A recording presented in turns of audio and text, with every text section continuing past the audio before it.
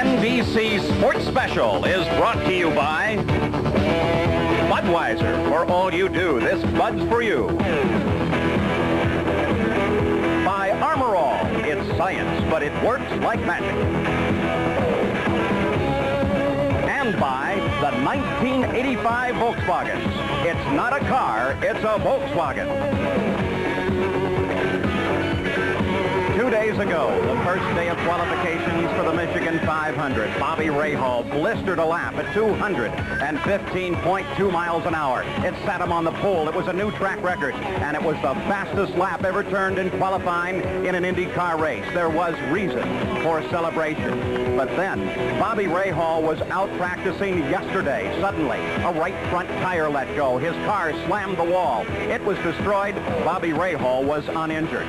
Again, yesterday, Roberto Guerrero was out running a practice lap when suddenly his right front tire let go. Then he drove the car to a stop, and everyone stopped racing. Conversations began at Michigan International Speedway. So today, the pits are silent and empty. There are no fans in the grandstand at Michigan International Speedway. The race has been postponed.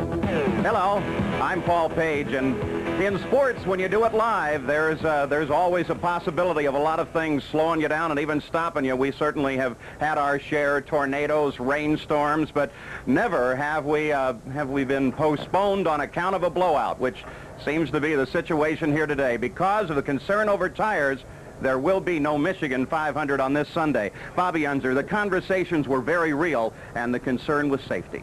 Well, yes, and justifiably so. It seems like you and I are always here for these different things, doesn't it? But at any rate, you have to think about safety because we're talking about, number one, people, the drivers of the cars. And nobody really knows, and I believe that there's anything wrong with the Goodyear radial tires. But because it's the first time the Goodyear's come out with the radial tire at a super speedway, and because they didn't really have a backup tire to come here, I didn't see any other reason. Roger Penske, Goodyear, Roger Penske being the owner of the track, Goodyear, and everybody concerned, CART, made the decision to stop the race till next weekend. I think it was a good... And everybody racing here is racing on exactly the same tire. So the conversations continued, a lot of checking being done, and then late in the afternoon, the announcement was made by John Frasco, who is the chairman of the board of Championship Auto Racing Teams.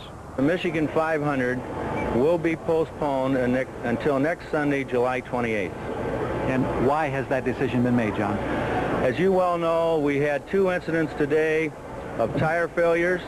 The limited analysis that was able to be done in a short period of time by Goodyear probably evidences the fact that they were due to a puncture. However, there is sufficient concern on the part of the drivers and the board of directors of CART, and very limited time in which the Goodyear people can test those results and analyze the failures, that we thought it would be quite prudent in the interest of the safety and the concern to postpone the race until next week. Mike, what is Goodyear's position at this point? We agree with the decision made to postpone the race until next week. There are a lot of uncertainties involved. We found no indication in the tires, the 2 tires that lost air, that there was a failure of any kind inherent in the tire problem. One tire, we thought we could detect a cut. The other, we couldn't find any indication of a cut.